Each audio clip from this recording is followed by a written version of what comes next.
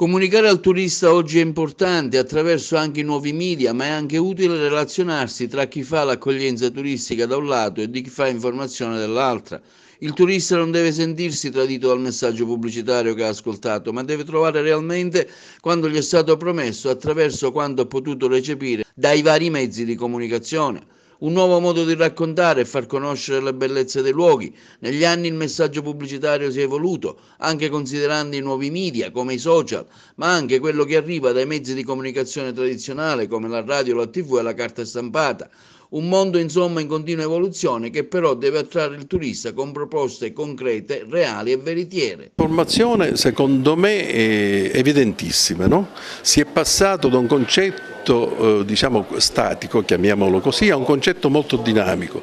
Questo è dovuto anche all'innovazione che si è verificata nel mondo, la tecnologia della comunicazione è cambiata completamente e quindi questo pretende, impone la necessità di strategie nuove che la regione siciliana, interessata in primo grado, deve attuare. Cioè noi dobbiamo modificare la strategia di comunicazione di queste immagini e quindi il mezzo televisivo, la carta stampata che ha un suo valore importante deve essere presente in modo concreto e assolutamente valido. Questa è la nostra filosofia. Questo quanto è emerso durante la convention fatta sulle tematiche turistiche che si è svolta al Libero Consorzio in occasione della presentazione della rivista Sicilia Isola del Tesoro, che racconta le nostre bellezze attraverso fotografie ricercate e curate accompagnate da testi particolari che hanno avuto come obiettivo quello di far conoscere le bellezze della nostra isola, la sua cultura, la sua grande civiltà,